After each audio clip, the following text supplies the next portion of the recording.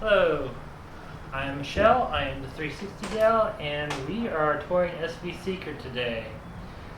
Unlike a lot of other videos, this one is 360 video, meaning you guys can look around, engage with it, look behind you, look up, look down, and I encourage it highly.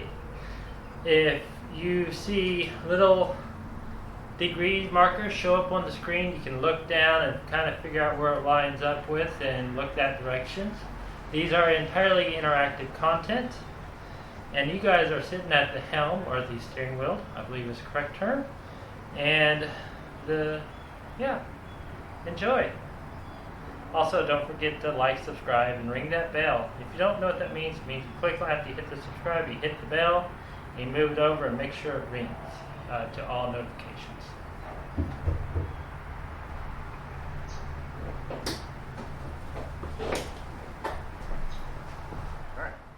Hi, my name is Doug. Welcome to Sailing Vessel Seeker, SV Seeker.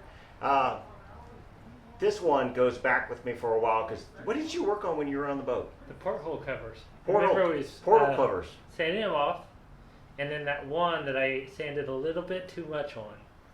I have forgotten that, so you're forgiven for whatever it is. But okay. This is the boat the internet built, so crew come in from around the world, especially before COVID. Now it's pretty much limited to the United States, and we just kind of open back up. But what we do is we bring in guests here to help us build this boat. This ship's wheel was built by, he's now a doctor in New Jersey, but he did a fantastic job. The rest of the boat's kind of a fusion between it's work boat and kind of a nice work boat. But this is by far the best wheel in the world when it comes to a ship's wheel. And come on down, we'll show you the rest of it. This is going to be the pilot house up here, but we're not done building. Okay, so this is the work deck. We actually have hatches that go down into the engine room. We'll go down there and show you that. Generators can come in and out of this hatch. We can actually take the whole thing off, and the whole engine can come up through it. But the deal is we're, I wanted to go out on the water and sail around, but I didn't want to be bored, so I'm going to loan the boat out. We're actually a free of charge research vessel, so people can come on board. My crew will help run the boat, and whatever this researcher wants to do, like a college student that wants to look at bioluminescence or plastics in the ocean, or somebody that's a wreck hunter that knows where a ship might have gone down, we'll do diving, that sort of thing. So this hatch opens back, the dinghy just goes along for a ride with it, and we'll have a crane that mounts right here so it can load cargo and equipment in and out of the cargo hold. We're a sailboat too, so I'm cheap because I'm not going to buy that much fuel. So there's a Chinese junk rig that goes on here. Main mast comes up here. There's a little one in the back called the mizzen, and there's another big mast in the front called the foresail, and it actually leans out over the water. So it's a real simple boat to sail. The Chinese have been doing it for thousands of years.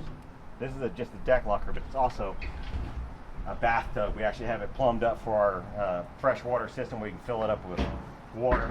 Another companionway that goes down into the forward cabin. We'll look at that, and just come up and we'll look at the anchor a little bit. I need to close that hatch up there too. But this is an old white winch that came out of the oil field here in Oklahoma, and we've adapted it and modified it so it'll be a boat winch. Has a clutch and brake on it. This is where the forward mast comes up at, and we've been working down in there. It's just a crush zone for the boat. So come on down below and I'll show you that.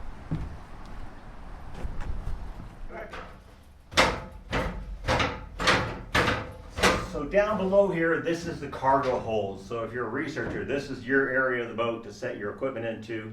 That hatch is up above us. That would slide open. The crane would lower your equipment into the center here.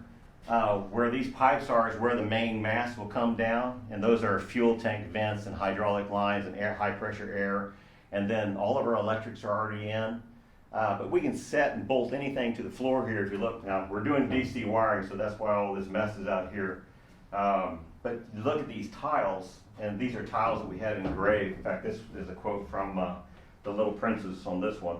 But you see there's bolt holes on each corner, so we can actually drop equipment in, and they can have it pre-prepared to have the pads, and so we just bolt it down. Or we can put eye screws into the floor and hold equipment down here, because as a sailboat we do roll some. We're working on the DC now, so our breaker panels are going in, and our forward cabins are all done. May we intrude? Oh, sure, I'm just reading. Are you reading our tiles? Mm-hmm. And the fall is here, so leaves are coming in. This is a forward cabin, so we have 4 bunks up here for crew. They have their own shower and head. It's a bathroom on boats. And with their own toilet. Down below the floors is all of our water system and sewer systems and all that.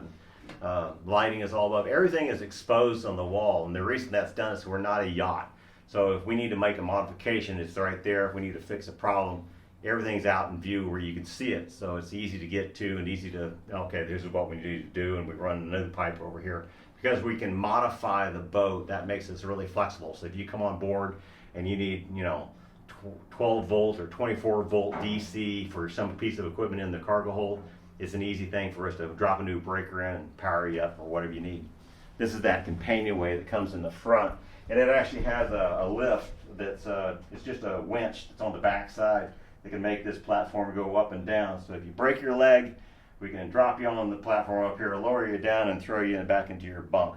It's also great for going up and down with scuba tanks or other things that are heavy. So that's where I am with DC back here. Come on back and I'll show you the engine room. Our pilot house windows up there were all out of the school bus. You may have noticed that.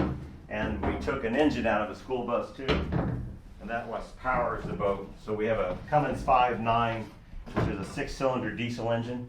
Now that's actually our auxiliary engine because our primary engine is wind. That is our main way of moving the boat around. But when we have to trawl nets or get into a harbor or something like that, it's a lot easier to do it under power. And then we have a variable pitch control system for our propellers, so we can actually put our blades through. That's the front part of the boat. So we would sail with our blades like this, and we can pitch those blades so that it's kind of like shifting gears. So we can make this engine act like a trolling motor, basically, real slow but a lot of power. So that's one of the advantages of a small engine is it uses a lot less fuel. Everything else in here is fuel systems. So there's a fuel manifold rack along that front wall. That was actually built by a chief engineer off an oil tanker that came in for us, Hollis. And then fuel pumps and all the filtrations for filtering fuel that we pump from one tank to the other or into this big tank back here behind. That's a day tank. And then we have a water maker. We can take in salt water from the ocean and filter out the salt so that it becomes fresh water. We can make 80 gallons in an hour with that. So you can come down here if your water tanks are running low, run it for a couple hours. We have 160 gallons of water added to it.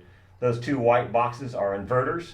So we'll have a couple of forklift batteries out there on the floor, and that converts it from DC back to AC so you can run all kinds of tools and equipment and motors, and the whole galley up top will be electric. So it'll be a convection oven and an induction cooktop and all that stuff, even a washing machine on board.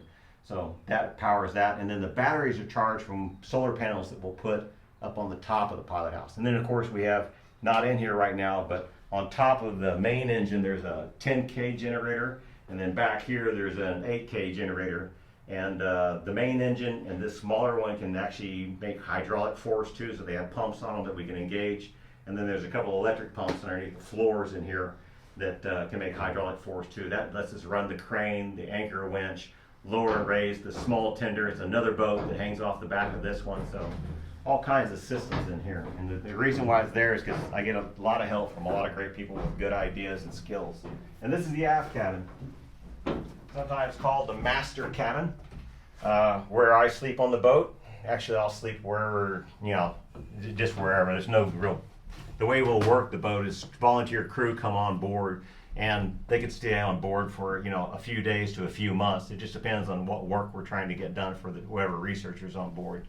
So, and there'll be days where I'm not even on the boat because I have skilled crew that they can operate this boat a lot better than I can. They're my teachers when I'm on board, and they have more time on the water. I learn from them. So it's been a really cool deal about that. It's like sometimes I get to show people how things are done, and other times I learn how they're done. So it's the same thing as the bathroom up front. Got a head. The whole room is a shower. So you can just sit on the toilet, especially in bad weather. This is a good one. You can close this door, and it latches closed. And then the shower is inside there. Pop that back open, and there's a magnet that holds that back against the wall. And then a couple of cabinets back in there. So then 2 bunks here. And then there'll be 2 places up above us in the pilot house that you can sleep too. So we got 4 there, 6, 8 total if we had a full crew. And then if we needed more bodies on board for whatever the work may be, we can stretch hammocks across the cargo hold there as long as there's not equipment in the way. So we can jam a lot of people on here. So if you come onto this boat, you got to be able to do everything, anything that's asked of you. It could be cleaning the toilet, it could be cooking meals, it could be repairing the engine. So that's the kind of crew that we get and we like, because somebody that says, oh, I can learn or do anything. That's a perfect attitude to have. So anyway, I hope you enjoyed the tour. Thank you. Appreciate you coming on board and going around with us again. You're going to have to come back and do some more work for me. I am. Yeah, because you're close now. Oh, yeah. Yeah. I am. Cool. Start. Can't even see.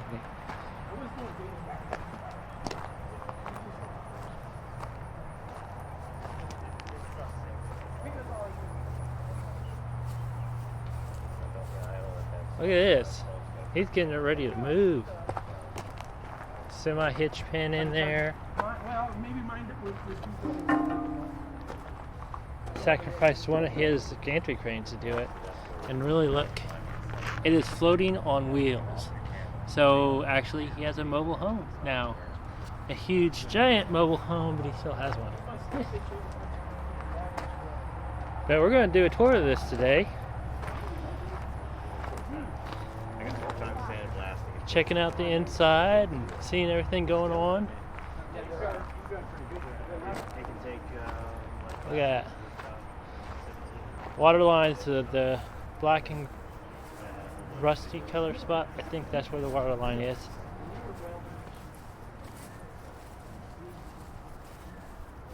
So if you're new to my channel, I do both regular and 360 content.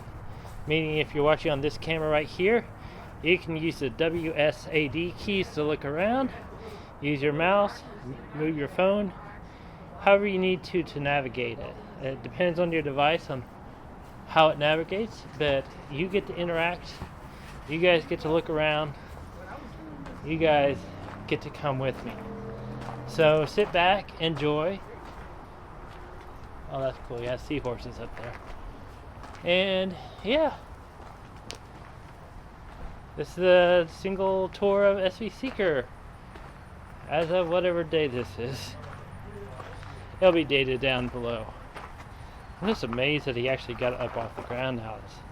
The wheels are fully supporting. The wheels here is actually where he's planning to transport it. And that's how he's going to transport it to the Port of Catoosa and get it in the water. So, yeah. So, don't look down, would be my suggestion. You can if you want. You guys are kind of floating over space right now. Yep.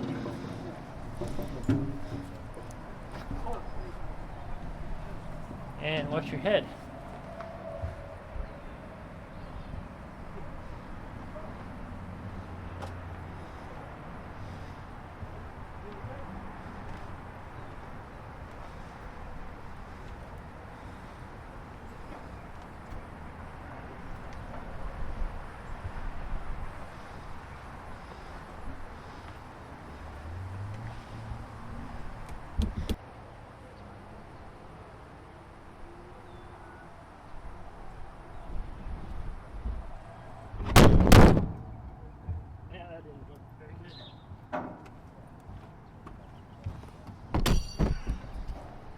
Alright, so that just happened.